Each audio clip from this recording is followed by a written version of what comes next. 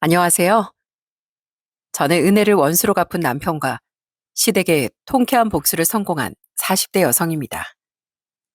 여러분, 우리가 흔히 아는 속담 중에 물에 빠진 사람 건져놨더니 보따리 내놓으라고 한다 라는 말이 있잖아요.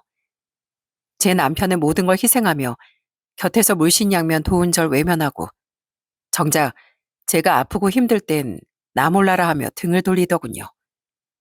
저는 이 자리를 빌려 제 남편이 얼마나 인면수심한 인간인지 여러분께 낱낱이 공개하려고 합니다. 혹시라도 저와 같은 고통을 받고 계신 분들이 있다면 조금이라도 도움이 되었으면 하는 마음에서요. 저는 어느 외진 시골 마을에서 태어났습니다. 일남 이녀 중 마지로 태어난 전 학창 시절 내내 부모님의 농사일을 도우며 자랐습니다. 그 당시 아버진 소를 150마리 정도 키우셨어요. 그중 특히 고생이 많은 건 엄마였어요. 엄만 농사 지으랴 저희 삼남매 키우랴 집안일 하랴 정말 매일같이 고된 하루를 보내셨습니다. 그런 부모님 밑에서 자란 전 초등학교에 입학한 이후부터 부모님 일을 돕기 시작했습니다. 엄마, 나 힘들어. 다른 애들은 학원도 가고 가족끼리 놀러도 다니는데 우린 왜 맨날 농사만 짓고 소나 키우면서 살아야 돼? 친구들이 나한테 뭐라고 하는 줄 알아? 소똥구리래, 소똥구리. 소똥 냄새 난다고. 냄새 무슨 구수하기만 하구만. 그만 툴툴거리고 가서 새참이나 들고 와. 아버지랑 삼촌들 드시게. 까불다가 쏟지 말고 조심해서 들고 오고. 제가 머리에 쟁반을 이고 아버지 새참 배달을 가면 지나가던 친구들이 보곤 소똥구리 새참 배달 간다 하면서 놀려댔거든요. 그게 너무 싫어서 사춘기 무렵엔 맨날 부모님 심부름을 도망다니기에 바빴습니다. 부모님도 밉고 맨날 밥 달라고 우는 소도 미웠어요. 그래서 언젠가 소 궁뎅이를 딱 한 번 발로 찬 적이 있거든요. 그러다 놀란 소 뒷발에 맞아 기절한 거 있죠? 엄마, 나 소한테 맞았어. 제가 나 때렸다고. 아유, 소똥구리 소한테 밟혀 죽네. 엄마가 놀라서 절 흔들어 깨우니까 이런 헛소리를 했대요. 다행히 크게 다친 데는 없었지만 한동안 온몸에 소똥 냄새를 달고 살았습니다. 그때는 평생을 시골에서 살다 이대로 인생이 끝날까봐 겁이 나 부모님 말씀에 늘 대들었어요. 엄만 그런절 이대로 두면 안 될 것 같았는지 어느 날 정말 혹한 제안을 하셨어요. 정아야, 너 방학 때 서울 구경 한번 할래? 외삼촌 서울 사는 거 알지? 외삼촌이 한 2주 정도 놀러 오라는구나. 엄마 아빠 너무 바쁘고 네 동생들 어려서 못 갈 것 같고 너라도 다녀올래? 서울? 서울이라고? 어, 나 갈래. 엄마 나 진짜 가고 싶어. 가서 외삼촌 말 잘 들을게. 얌전히 있다가 올게. 나 서울 보내줘. 당시엔 서울은커녕 읍내 한번 나가기도 쉽지 않았습니다. 그러니 읍내도 아니고 서울 구경을 시켜준다는 말에 신이 날 수밖에요. 대신 너 갔다 와서 엄마가 시키는 거 군말 없이 하는 거다. 너 약속하고 가.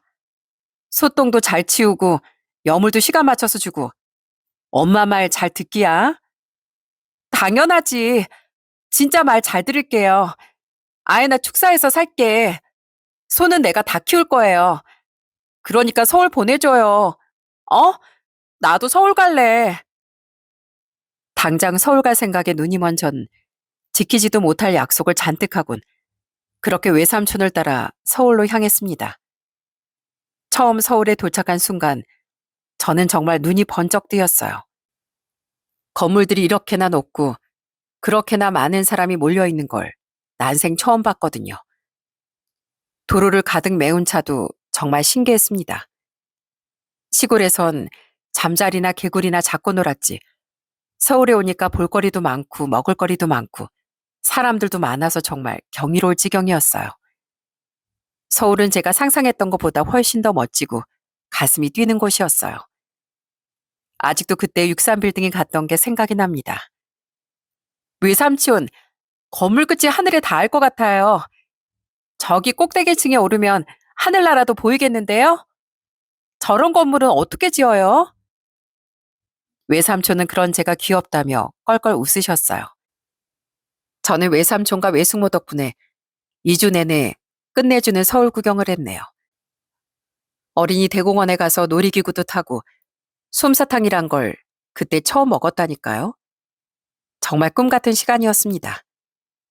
너무 행복해서 꿈 같았고 너무 빠르게 지나가서 더 꿈인 것 같았죠. 2주가 지나고 다시 시골로 가야 했을 때 정말 울고 싶었습니다.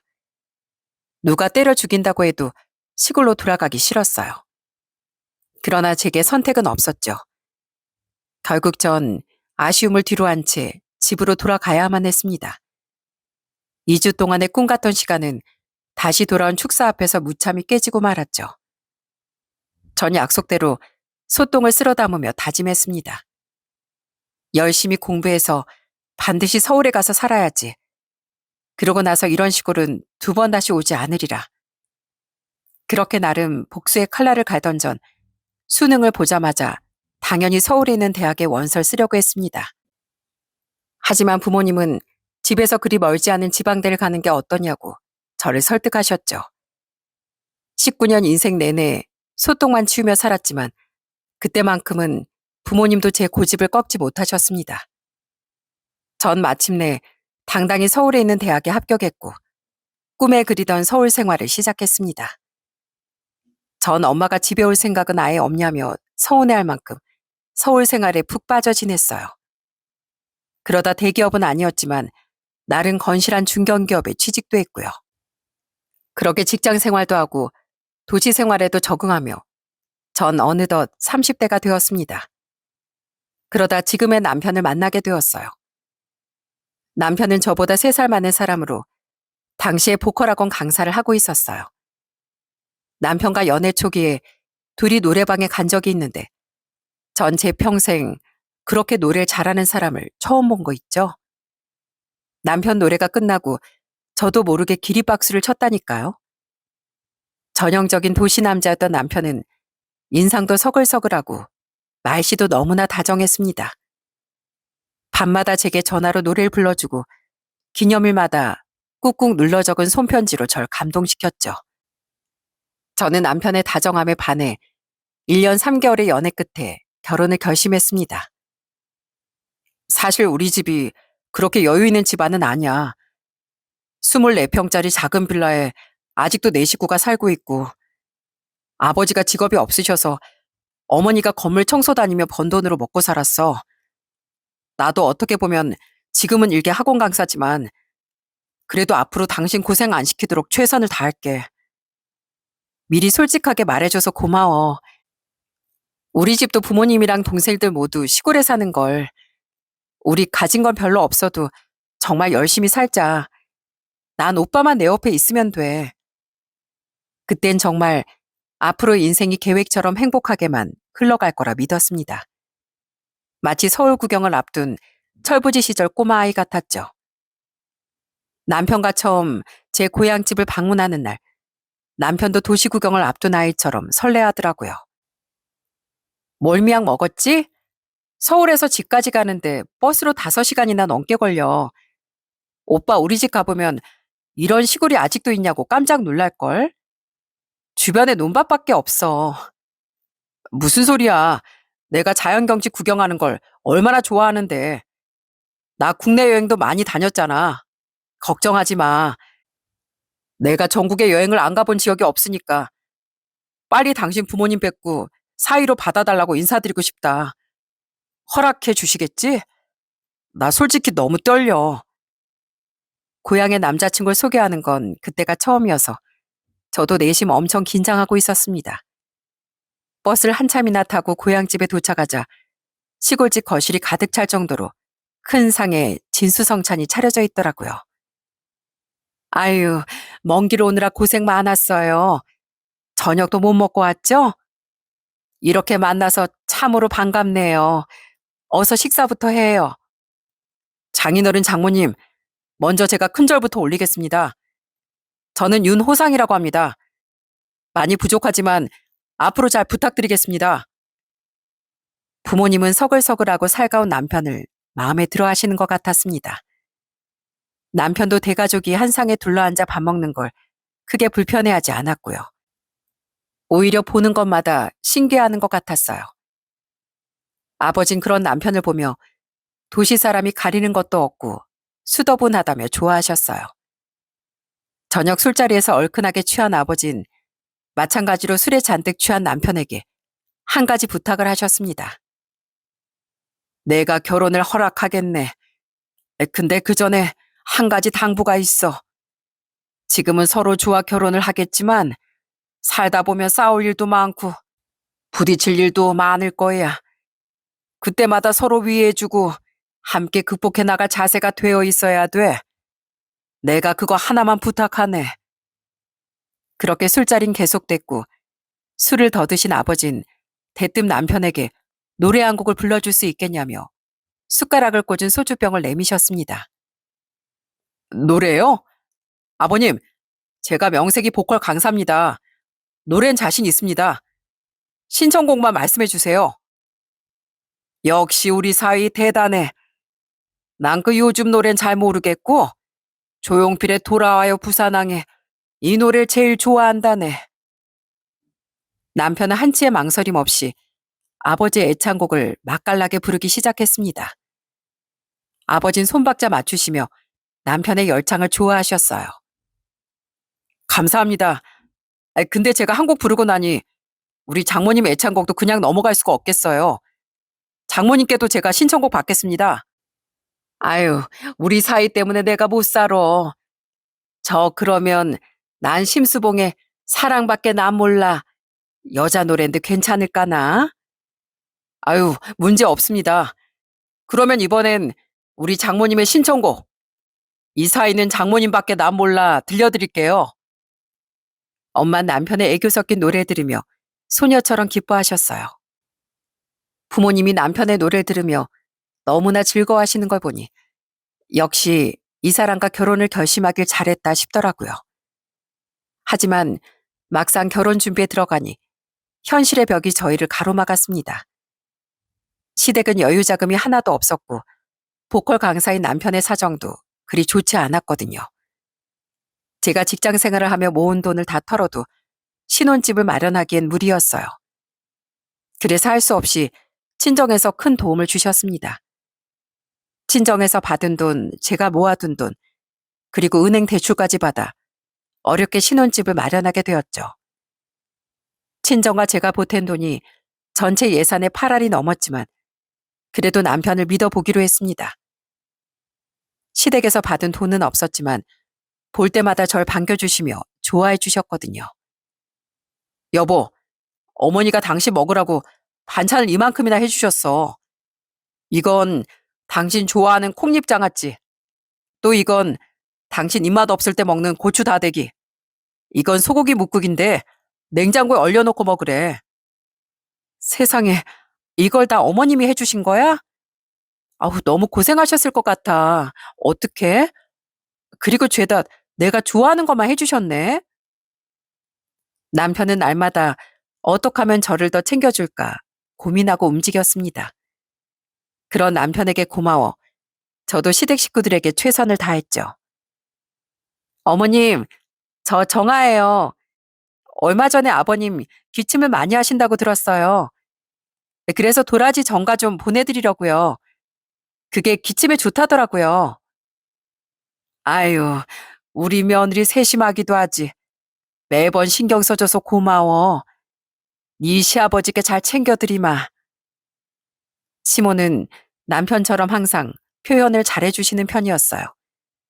고마우면 고맙다, 미안하면 미안하다며 항상 솔직하게 표현해 주셨죠.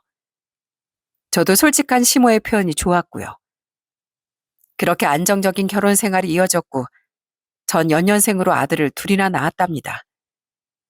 전 아이들을 제 옆에 끼고 제가 직접 키우고 싶었고 작은 아이가 5살이 될 때까지 가정 보육을 하며 지냈어요. 그로 인해 저는 직장까지 관두게 되었고요. 남편은 이런절 든든하게 지지해 주었습니다. 혼자 외벌이가 힘들었겠지만 아이들 돌보는데도 소홀히 하지 않았어요. 어느 날인가 아이들 육아에 지쳐 소파에서 깜빡 잠이 든 적이 있었습니다. 한참을 자다가 깜짝 놀라 일어나 보니 이미 한밤중이었고 전 어느새 침대에 누워 있었어요. 여보, 언제 왔어? 나 피곤해서 깜빡 잠들었나 봐. 애들은? 당신 저녁은? 일어났어? 애들은 내가 이미 저녁 다 먹이고 싹 씻겨서 재웠어. 당신 자다 깨서 배고프겠다. 혹시 몰라서 당신 저녁도 만들어놨는데 지금이라도 먹을래? 진짜? 나 그 소리도 하나도 못 듣고 완전 기절했나 봐. 고마워 진짜. 당신도 퇴근하고 와서 피곤할 텐데. 남편은 이렇게 종종 저를 감동시켰습니다. 가끔은 제가 집안에만 있는 게 답답할 것 같다고 아이들은 자기가 챙기겠다며 친구들과 나가서 놀고 오라고 배려해 주기도 하고요. 그렇게 아이들을 키우며 행복한 결혼 생활을 이어가던 중 뜻밖의 위기가 찾아왔습니다. 바로 시모가 위암 판정을 받은 것이었어요. 저도 놀랐지만 남편은 그 소식을 듣고 정말 많이 힘들어했어요. 그때 제가 할 수 있는 건 그저 시모를 간병하는 일이었습니다. 저는 매일같이 병원을 오가며 시모를 돌보았어요. 시모는 그런 절 보며 우리 며느리가 이렇게 도와줘서 정말 고맙다. 내가 몹술병에 걸려 널 이렇게 힘들게 하는구나. 그래도 이럴 때 너가 있어서 정말 든든하다. 네가 있어 내 마음이 조금은 편하구나.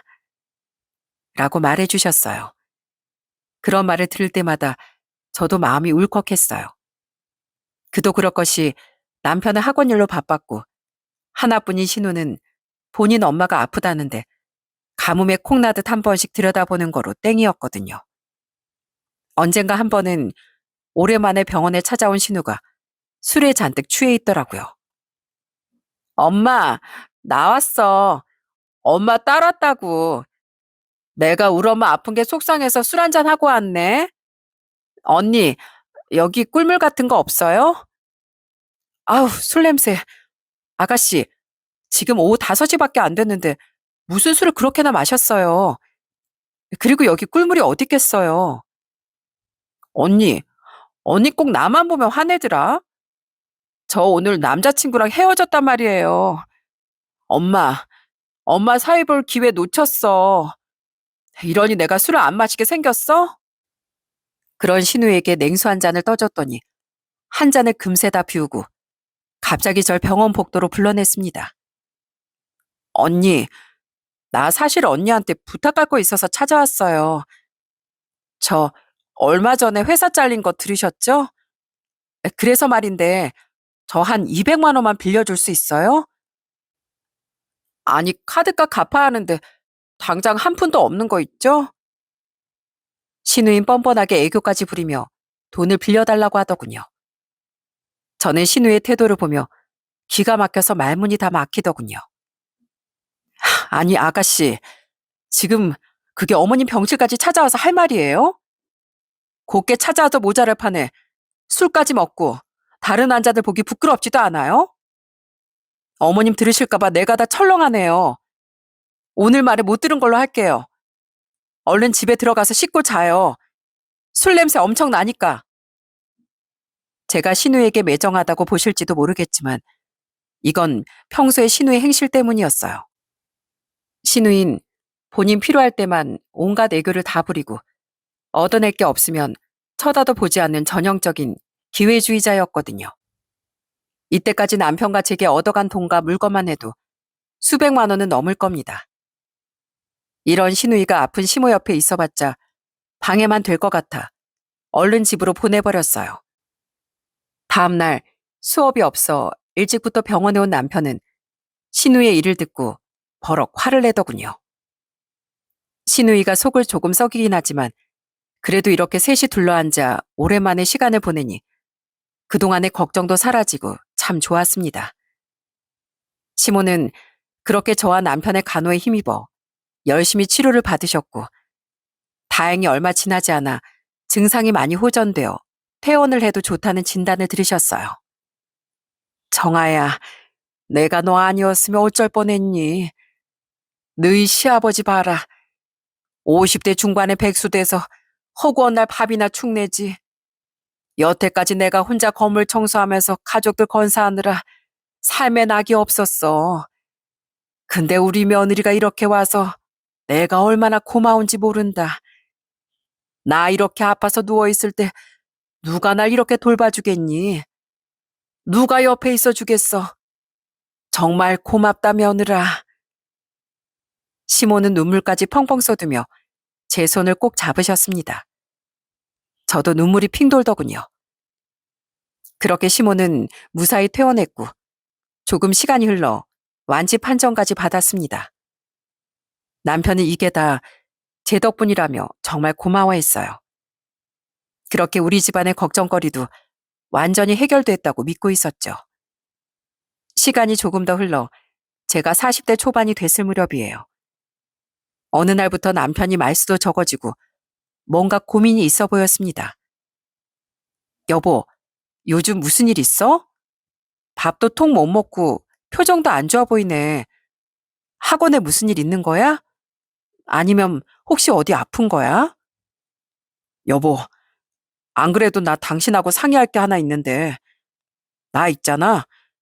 벌써 내 나이도 40대 중반이고 언제까지 이렇게 강사로 일할 수 있을지 모르겠어.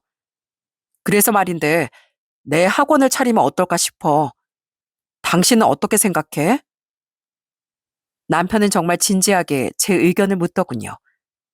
아마 오랫동안 가지고 있던 고민이었겠죠. 남편이 어깨가 축 처져서 고민하는 걸 보니 좀 안쓰럽더라고요. 사실 이왕 차리는 거 제대로 좀 해보고 싶어. 근데 생각보다 좀 돈이 많이 들더라고. 나 혼자 외벌이한 지 오래라 우리가 모은 돈도 얼마 없고 말이야. 그래서 대출을 좀 받아야 할지 고민이야. 남편은 아마 돈 걱정이 제일 컸겠죠. 계속 젊은 강사들은 밑에서 치고 올라오고 나이는 점점 먹어가는데 계속 강사로 있기 걱정이 많았을 겁니다. 여보, 너무 걱정하지 마. 나도 여기저기 알아볼게. 방법이야 뭐 없겠어? 그러니까 차근차근 같이 준비해보자. 저는 남편을 안심시키고 그 뒤로 여기저기 수소문을 하기 시작했습니다. 하지만 저도 아이만 키운 지 오래라 뾰족하게 방법이 떠오르진 않더라고요. 그러다 친정엄마와 통화를 하게 되었는데 근황 얘기를 하다가 학원 문제를 꺼내게 되었습니다. 엄만 제 고민을 한참 들으시다가 다음 주말에 애들 보러 서울로 올라오겠다고 하셨어요. 그렇게 주말이 되어 친정 부모님이 서울에 오셨고 남편과 애들과 함께 식사 자리를 가졌습니다.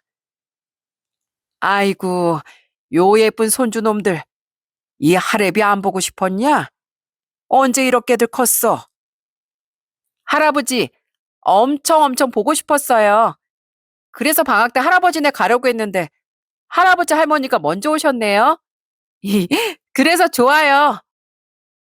부모님은 훌쩍 자란 아이들을 보며 정말 좋아하셨어요. 무릎에 앉아 밥까지 떠먹이셨다니까요. 장인어른 장모님, 서울까지 오시느라 고생 많으셨어요. 저희가 찾아뵀어 했는데 됐네 이 사람아. 애들 둘 데리고 시골 오기가 어디 쉬워? 그건 그렇고 자네 얼굴이 왜 이렇게 까칠한가? 무슨 고민 있나? 내가 사실 정아한테 전화로 언뜻 듣긴 했다만. 아, 장인어른, 사실 제가 학원을 하나 차릴까 고민 중입니다. 그런데 시설비도 그렇고 월세도 그렇고 경제적으로 부담이 좀 되네요. 이 사람도 저도 여기저기 알아보고 있긴 한데 쉽지가 좀 않습니다. 남편은 힘들게 고민을 털어놓더니 술 한 잔을 털어 마셨습니다. 학원 차리는데 종 얼마나 필요한 건가? 늘 방실방실 웃던 우리 사위 얼굴에 이렇게 그늘이 져 있으니 이 장인이 보기에 마음이 쓰여서 그래. 아버님, 말씀만으로도 감사합니다. 그게 아무래도 수강생들 접근성을 고려하면 강남권에 차려야 할 것 같아서요. 연습실이랑 레슨실까지 따로 두려면 시설비도 꽤 들 것 같고요. 그래? 그거 내가 차려줌세. 뭐 그렇다고 꽁돈을 그냥 주겠다는 거 아니야. 지난 세월 동안 자네가 어떤 사람인지 지켜봤으니 내 자네한테 투자하겠다는 걸세. 나중에 잘 되면 다 갚아야 한다는 말이야. 저와 남편은 깜짝 놀라 아버지께 재차 묻고 또 물었습니다. 아버진 이미 결심을 끝내셨는지 아예 차용증을 들고 오셨더라고요. 어차피 시골에서 돈 쓸 데도 없고 이럴 때 자식들한테 써야지 언제 쓰겠나. 하지만 다시 한번 말하지만 공짜는 아닐세. 공짜라면 사람 마음이라는 게 고마운 줄도 모르고 나태해지기 쉽거든. 그러니까 꼭 갚게나. 알겠지? 갚을 자신 있으면 차용증 당장 쓰게나. 이게 약속도 약속이지만 요즘 증여세니 뭐니 세금 문제가 될 수도 있어. 그러니까 가족 간에도 서류는 확실히 해두는 게 좋아. 아버진 아마 엄마에게서 저희 사정을 듣고 돈을 해주고 싶어서 서울까지 올라오신 모양이었어요. 아버진 평소에도 경제관념이 투철하신 분이라 선뜻 돈을 주신다고 해서 놀랐지만 바로 차용증 얘기를 꺼내시는 걸 보니 역시 우리 아버지다 싶었네요. 내가 이자까지는 안 받겠네. 자식들 주는데 무슨 이자가 필요하겠어? 그래도 차용증 내용처럼 3년 안에 갚아야 돼. 3년이면 충분하지? 뭐 그럴 배포 없으면 당장 접고. 아닙니다, 장인어른. 저 자신 있습니다. 아버님께 실망시키지 않도록 정말 열심히 할게요. 정말로 감사드립니다. 남편은 아버지께 큰절까지 하며 너무나 기뻐했습니다. 남편의 오랜 꿈이었던 학원 원장이 되는 거니까요. 그렇게 아버지의 투자 덕분에 마침내 남편은 강남의 보컬 트레이닝 학원을 차리게 되었어요. 남편이 연신 싱글벙글하며 기뻐하는 걸 보니 제가 더 기분이 좋아서 날마다 함께 남편과 학원을 쓸고 닦고 정성을 다했죠. 여보, 아주 입이 귀에 활짝 걸렸네. 그렇게나 좋아? 당신 이렇게 좋아하는 거 오랜만에 보는 것 같아. 그럼 좋지. 맨날 강사 소리만 듣다가 대표님 소리 들으니까 얼마나 기분이 좋은데. 내 사회적 위치가 이렇게 올라갔나 싶기도 하고. 이제 학원 책임자로서 더 열심히 가르쳐야 되겠구나 싶기도 해. 요즘 나 너무 행복해. 나 정말 당신하고 아버님한테 정말 감사하다. 내가 진짜 열심히 일해서 아버님께 꼭 이 은혜 갚을 거야. 그렇게 학원을 오픈하고 남편은 처음 다짐처럼 정말 열심히 일했습니다. 낮이나 밤이나 항상 학원에서 학생들을 가르치고 강사들 관리, 학원 관리 하나하나 신경 쓰지 않는 부분이 없었어요. 그렇게 마냥 행복하기만 했던 시간이 흘러 어느덧 3년이 지났습니다. 항상 가정적이고 성실했던 남편이 조금 이상해지기 시작했어요. 아, 나 오늘 늦어. 그 전에 말했던 엔터회사 사장이랑 술 약속이 잡혔네. 그리고 주말엔 프로듀서랑 작업 이야기할 게 있어서 집에 못 들어올 것 같아. 얘기가 좀 길어질 것 같거든. 남편은 대뜸 통보식으로 스케줄을 말하더니 언제 산 건지도 모를 명품 가방과 시계를 들고 호련히 나가버렸어요. 그때쯤 돼서 남편의 사치와 외박이 점점 심해지고 있었죠. 언젠 자기 사회적 위치가 있다며 1억도 넘는 외제차를 사겠다고 난리지 뭡니까? 내가 그래도 명색이 대표인데 똥차 끌고 다녀야겠어? 사람들이 대표님 차가 왜 이렇게 구려요? 이런 소리 하면 좋겠냐고. 사람은 자고로 위치에 맞게 사는 거야. 위치에 맞게. 내 차나 시계가 고급이어야 다른 수강생들이 보고 아, 나도 빨리 성공해야겠다. 이런 생각을 한다니까. 전 남편 말에 하도 어이가 없어 웃었습니다. 하지만 설마 했던 절 비웃듯이 남편은 풀할부로 정말 차를 계약했더군요. 여보, 요즘 생활비 입금이 늦네. 저번 달엔 아예 건너뛰었잖아. 애들 학원비도 그렇고 들어갈 돈이 만만치가 않아. 당신도 알잖아. 아니, 그게 있잖아. 이번에 수강생이 좀 많이 줄었어. 학원 월세랑 강사들 월급까지 나갈 돈이 장난이 아니야. 조금만 기다려봐. 곧 넣어줄 테니까. 비싼 차는 덜컥 사면서 생활비는 자꾸 밀리니 제 속은 점점 타들어갔습니다. 말이 나와서 하는 말인데 요즘 당신 애들한테 신경 쓰기는 하는 거야? 애들이 지금 뭐 하는지, 무슨 생각하는지, 아니, 몇 학년인지는 알아? 애들은 항상 아빠를 찾는데 당신 너무한 거 아니야? 그리고 요즘 우리 부모님 전화도 피한다면서 바빠서 전화를 못 받았으면 부재중 뜬 거 보고 다시 전화를 드려야 할 거 아니야. 아유, 알겠어. 알겠다고. 잔소리 좀 그만해. 그깟 학원 하나 차려줬다고 되게 생색내네, 그거 참. 남편은 급기야 막말까지 쏟아내곤 버럭 화를 내고 나가버렸어요. 남편이 이렇게 나오니 저도 자연스레 남편을 의심할 수밖에 없었죠. 그렇게 남편과 냉전이 계속되던 어느 날, 오랜만에 고등학교 때 친구에게 전화가 걸려왔습니다. 친구는 저와 같은 고향에서 유년 시절을 보내다가 저처럼 대학 때쯤 서울에 함께 올라온 친구였어요. 정아야, 나 송이야. 나 큰일 났어. 어떡하면 좋아? 송이야, 너 왜 울어? 무슨 일인데? 어서 말해봐. 갑자기 울며 전화가 온 친구는 몇 가지 충격적인 사실을 털어놓았어요. 친구는 암에 걸려 당장 한시가 급한 상태였고 몇 달 전부터 남편과의 사이도 좋지 않았다고 했어요. 치료도 치료인데 내가 암이라니까 글쎄 우리 남편이 뭐라고 한 줄 알아? 이왕 이렇게 된 거 그냥 각자 살 길 찾지. 사실 남편하고 몇 개월 전부터 사이가 안 좋았거든. 각방 쓰고 대화도 안 하고 한 집 살아도 남남처럼 지냈어. 대화만 하면 서로 싸우니까 남편이 아직 자기 나이 50도 안 됐는데 병든 마누라 치닥거리 하기 싫대. 친구의 말을 들으니 세상에 어떻게 그런 놈이 다 있나 제가 다 화가 나더군요. 저는 친구보다 더 크게 화를 냈습니다. 그걸 그냥 뒀어? 진짜 못된 놈이네. 너 차라리 이혼해. 그런 놈은 없는 게 더 나아. 너 예전에도 그놈 바람핀 거 2번이나 용서해줬다며. 지금 치료에만 전념해도 모자를 파네. 남편 스트레스까지 받으면 되겠어? 당장 갈라서. 전 전화로도 부족해 당장 친구에게 찾아갔습니다. 오랜만에 보는 친구는 얼굴이 야위고 부쩍 병색이 완연하더군요. 제가 시모의 암치료를 바로 옆에서 지켜본 사람이잖아요. 친구에게 이것저것 조언도 하고 병원도 함께 알아봤습니다. 친구는 제게 연신 고맙다며 꼭 나와서 보답하겠다고 말했어요.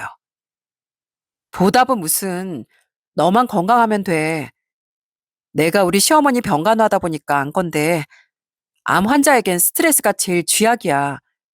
그러니까 다른 걱정 말고 우선 치료부터 잘 받아. 정말 고맙다, 야. 너도 건강검진 미루지 말고 꼭 받아. 우리 나이가 벌써 그럴 나이다, 얘. 친구가 그렇게 말하니 저도 살짝 걱정돼서 며칠 뒤 바로 건강검진을 예약했습니다. 그리고 남편에게 넌지시 말했죠. 나 건강검진 예약해놨어. 생각해보니까 검진 받은 지 꽤 오래더라고. 사실 얼마 전에 나 혈변을 봤거든. 요새 갑자기 살이 좀 빠지기도 했고. 그때 남편과 사이가 그리 좋진 않았지만 막상 걱정을 털어두기 시작하니 그동안 내심 불안하던 게 술술 흘러나왔습니다. 남편은 제가 눈물까지 글썽이며 걱정하는데 그때도 TV 채널이나 돌리며 대충 대답하더라고요. 뭐 별일 있겠어? 당신 시골 출신이라 완전 건강 체질이잖아. 당신보다 내가 먼저 받아야 될 것 같은데 요즘 술 약속이 많아서. 남편이 그런 식으로 대답하니 저도 슬슬 화가 나더군요. 며칠 뒤 건강검진을 받고 다행히 이상 소견이 없었지만 문득 남편의 진심을 떠보고 싶다는 생각이 들었습니다. 아픈 거로 장난치면 안 된다는 걸 알지만 요즘 들어 남편의 행동들이 정말 의심스러웠거든요. 예전에 제 남편이 맞는지, 절 사랑하는 게 맞는지 모든 게 다 의심스러웠어요. 그래서 전 해서는 안 될 테스트를 하고 말았습니다. 여보, 나 검사 결과가 나왔는데 나 대장암 말기래. 나 오래 살지도 못한데 요즘 스트레스 받는 일도 많았고 계속 혈변을 받는데 그게 암이라서 그랬나 봐. 나 이제 어떡해? 우리 애들 어떡하냐고. 그러면서 내심 남편이 어떤 반응을 보이나 긴장을 하고 기다리고 있었어요. 뭐? 대장암 말기? 아, 말기면 고칠 순 있대? 아니, 얼마나 더 살 수 있다는데? 남편의 대답은 정말 실망스러웠습니다. 보통 아내가 이런 병에 걸렸다고 하면 걱정부터 하는 게 맞지 않나요? 근데 눈물은커녕 퉁명스럽게 얼마나 살 수 있냐고 묻는데 정말 기가 막히더군요. 아니, 말기라서 항암도 수술도 힘들 수 있대. 병원에 오래 입원도 해야 되고. 남편은 제 목소리가 심각하다는 걸 그제야 느꼈는지 갑자기 저를 위로하기 시작했습니다. 너무 걱정 마. 요즘 못 고치는 병이 없다잖아. 우리 엄마 때도 그렇고 암이라고 무조건 죽는 거 아니야. 우리 치료 잘 받고 이겨내보자. 그래도 남편이라고 제 병간호를 해줄 생각인 줄 알고 약간은 안심하던 찰나였습니다. 남편은 보고 있던 TV를 끄고 갑자기 나갈 준비를 하더군요. 나 지금 부모님 댁 좀 갔다 올게. 갑자기 엄마가 좀 아프시다고 하네. 아까 내가 가본다고 전화드렸거든. 오늘 갔다가 내일 올 테니까 당신 푹 쉬고 있어. 어머님이 갑자기 아프시다고? 어디가? 언제부터? 나한테 진작 말하지. 아니야. 당신 몸도 안 좋은데 괜히 걱정할 거 없어. 내가 혼자 다녀올게. 얼른 들어가서 자. 학원을 차린 이후론 시댁에도 일절 관심이 없더니 시모가 아프다고 쪼르르 달려가는 게 영 수상해 보였어요. 그리고 하필 제가 암 판정을 받았다고 말한 당일 부모님께 간다고 하니까 너무 이상했죠. 뭔가 이상한 촉이 발동해서 시댁으로 향하는 남편 뒤를 따라가기 시작했습니다. 남편은 그나마 다행으로 정말 시댁으로 향하긴 했지만 그래도 뭔가 계속 찜찜했어요. 저는 남편이 시댁으로 들어가고 한참 뒤에 시댁 현관 앞에 섰습니다. 평소에 시댁 도어락 번호를 알고 있었기에 조심스럽게 번호를 누르고 시댁으로 들어갔어요. 그리고 전 영원히 잊지 못할 충격적인 광경을 목격하고 맙니다. 시댁 식구들은 거실에 앉아 저녁을 먹고 있었고 덜덜 떨며 서 있는 절 보자마자 완전히 정말 똥 씹은 표정으로 모두 저를 쳐다봤어요. 제가 무엇보다 충격을 받은 이유는 바로 남편 옆에 앉아있던 어떤 여자 때문이었어요. 아프다던 시모는 아주 멀쩡했고 술까지 먹고 있더라고요. 남편 옆에 여자는 모르는 사람이 봤으면 아마 남편의 부인으로 보겠다 싶더군요. 그 뻔뻔한 여잔 바로 남편의 상간녀였습니다. 다 같이 모여 저녁까지 먹는 걸 보니 한두 번 만나본 그게 아닌 것 같더군요. 저 몰래 이미 몇 차례 만남을 가진 모양이었어요. 제가 말기암에 걸려 죽는다니 이것들이 아주 잔치를 벌인 것 같았어요. 지금 뭐 하는 짓거리야? 야, 너 누구야? 너 대체 누구냐고? 그 상간녀는 아무 대답도 못하고 그저 저만 노려보고 있었어요. 그때까지도 남편 옆에 착 붙어서요. 당신 뭐야? 어머님 아프다며? 가서 간호한다며? 근데 이 잔치상은 뭐고 저 여자 누군데? 왜? 내가 말기암 걸렸다고 하니까 잔치라도 하고 싶디? 어머님, 어떻게 저한테 이러실 수가 있어요? 제가 어머님 병수발 다 하고 이날 이때까지 자식보다 더 챙겼잖아요. 근데 제가 아프다는 말을 듣고도 밤이 넘어가세요? 네? 애미야, 미안하다, 미안해. 일단 진정하고 내 말부터 들어보거라.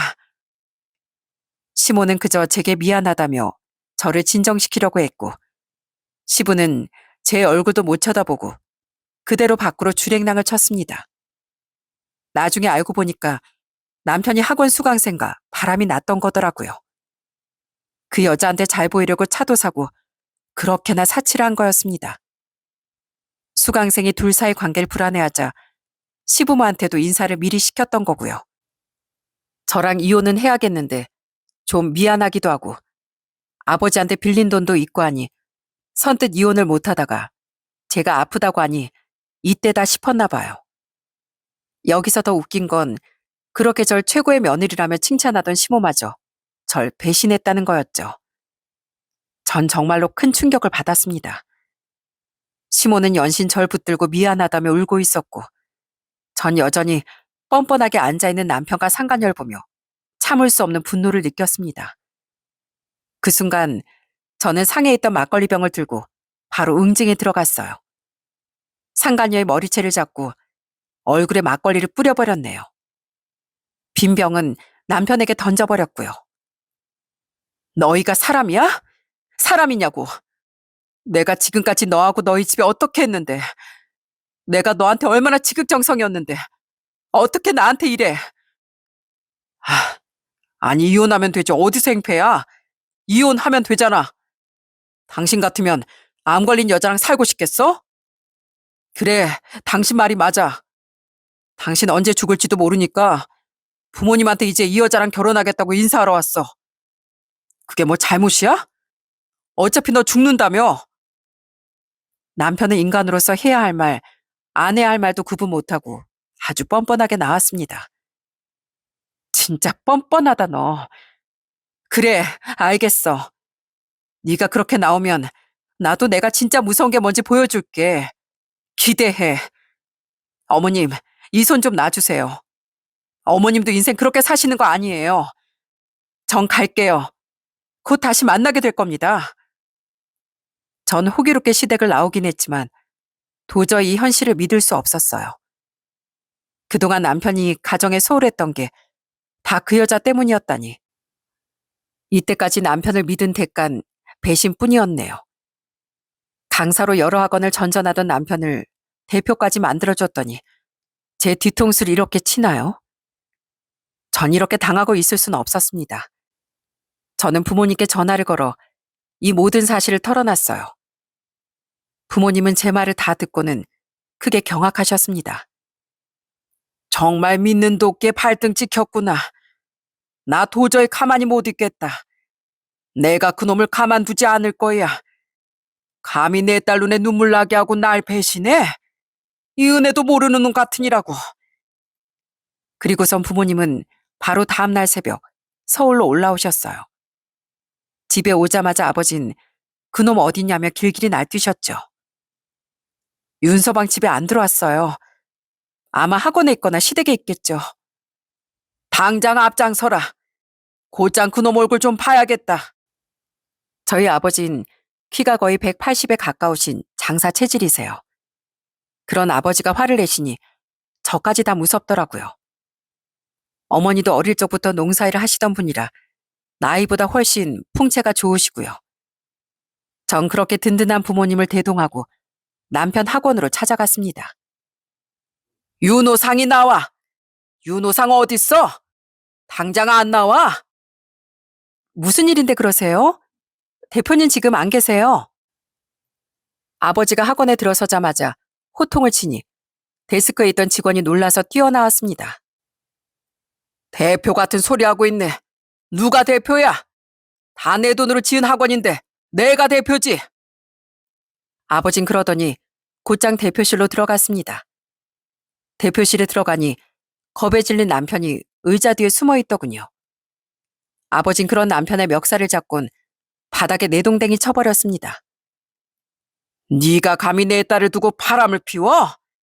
아무것도 아닌 놈 대표 만들어 놨더니 은혜 이렇게 원수로 갚아? 네가 사람이야? 금수만도 못한 놈. 아버님, 그게 아니고요. 제 말 좀 들어보세요. 아니긴 뭐가 아니야. 그래, 너 말 한번 잘했다. 이참에 우리 딸이랑 당장 갈라서. 그리고 이 학원은 당장 내놓고. 남편은 학원을 내놓으라는 소리에 안색이 하얗게 질려 아버지께 매달리기 시작했습니다. 학원을 내놓으라뇨?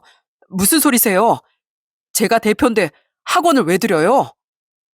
참나, 너 차용증 쓴 건 그새 잊은 거냐? 내가 법적으로 공증까지 다 받아놨으니 딴소리 할 생각은 말어. 네? 차용증이요? 아버님, 그거 설마 진짜 돌려받으려고 하셨어요?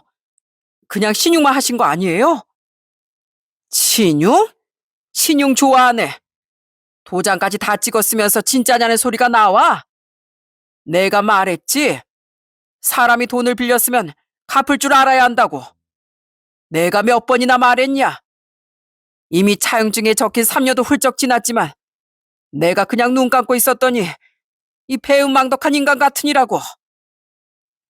남편은 아무리 사정해도 아버지가 들을 것 같지 않으니 이제는 화도 냈다가 영업 방해로 신고할 거라고 고함도 지르다가 혼자 난리를 치더라고요. 아버진 남편이 경찰 부른다는 소리를 하자 화가 머리 끝까지 나셨는지 사무실에 있던 직기를 죄다 엎어버리셨습니다. 결국 겁을 먹은 남편이 도망을 치고 난 후에야 모든 상황이 끝이 났네요. 전 이후 곧바로 변호사를 선임하고 이혼 소송을 걸었습니다. 아버지도 차용증을 증거로 바로 민사소송을 거셨고요. 부모님은 저희 집에서 지내시며 매일같이 남편 학원으로 쫓아갔습니다.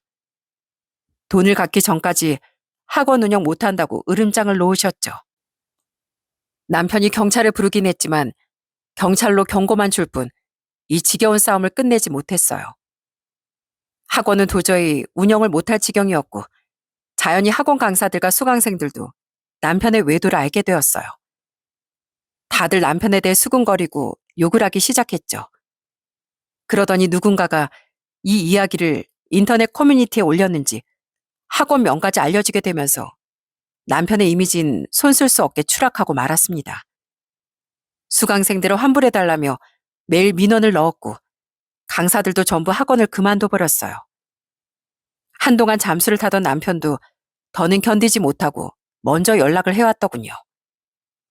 정아야, 이게 네가 원한 거였어? 지금까지 내가 쌓아온 모든 게 무너졌어. 난 가정 파탄범에 세상 둘도 없는 쓰레기가 됐다고. 학원 문 닫는 거로 끝날 일이 아니야, 이게. 내 인생이 어떻게 책임질래? 어? 네 인생? 그럼 내 인생은?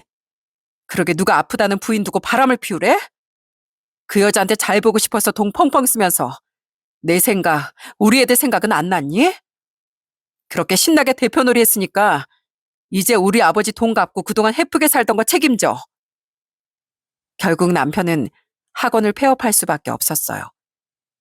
저는 이후로도 소송을 멈추지 않고 완전히 제가 승소할 때까지 계속 남편을 탈탈 털어댔어요.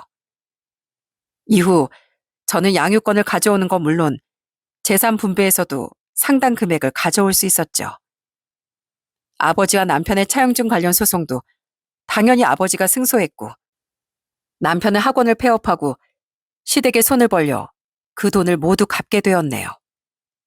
만용을 부리던 남편의 인생은 잘못된 선택으로 인해 한순간에 추락하고 말았습니다. 이후에 좀 멈추지 않고 바로 상간녀 소송을 진행했어요. 누군가 저에게 정말 독하다고 손가락질할 수도 있지만 남편은 저와 아이들 그리고 제 부모님까지 5사람의 인생을 배신한 거잖아요. 만약 제가 정말 암이라도 걸렸다면 저는 남편을 응징할 새도 없이 혼자 고통받았겠죠.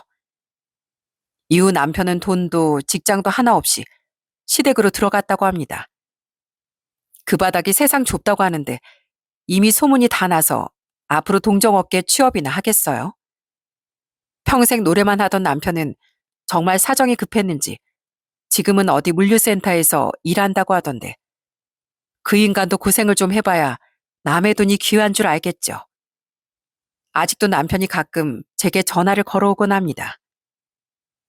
여보, 나 술 한잔 했어. 그때 내가 미쳤었나 봐. 정말 미안해. 내가 왜 그랬을까? 장인어른께도 너무 죄송하고 나 지금 너무 후회하고 있어. 나 한 번만 용서해 줄 수 없을까? 나 너무 힘들어. 남편은 우는 소리를 하며 제게 매달렸지만 그 말에 흔들릴 제가 아니죠. 남편 말고도 시모도 수시로 전화를 걸어와 제게 빌곤 합니다. 에미야, 나라도 걔를 말렸어야 했는데 아들이 하도 좋다고 하니 그 말에 그만 홀랑 넘어가고 말았다. 날 원망해도 좋지만 내 본심은 그게 아니었다는 걸 네가 알아줬으면 좋겠구나. 어머님, 어머님은 평생 벌 받으실 거예요. 두고 보세요. 이제 어머님 아프다고 하면 누가 어머님 곁에 있겠어요? 그 잘난 자식들이 관심이나 두겠어요? 아마 말년에 꽤나 외롭고 쓸쓸하게 보내시겠네요. 앞으로 전화하지 마세요. 그리고 애들 아빠한테도 더 이상 전화하면 가만 안 두겠다고 전해주시고요. 아참, 양육비 밀리지 말고 보내라고도 전해주시고요. 저는 저를 배신한 모든 시댁 사람들을 처절하게 박살내고 말았습니다. 지금 전 우리 아이들을 키우는데 집중하려고 해요. 언제나 제게 큰 힘이 되어주시는 부모님께도 자주 찾아뵙고 있고요. 소송이 완전히 마무리되고 마음의 안정을 찾으면 동네에 작은 삼겹살집을 하나 내볼까 계획 중이기도 합니다. 그리고 어쩌면 제게 큰 전환점을 준 제 친구 송이는 지금 열심히 치료를 받으며 잘 지내고 있답니다. 항암 치료가 힘들긴 하지만 그래도 씩씩하게 이겨내고 있어요. 송이는 결국 남편과 이혼했지만 제가 그 옆에서 친구에게 힘이 되어주고 있답니다. 송이야, 이 사연 듣고 있지? 우리 힘내서 정말 잘 살아보자. 내가 항상 너 응원할게. 제 사연은 여기서 마치도록 하겠습니다. 옛말에 사필귀정, 인과응보라고 했죠? 전 언제나 그 말을 가슴속에 새기며 살아가 보려고요. 여러분도 2025년에 건강 잘 챙기시고 행복한 일만 가득하시길 바랍니다.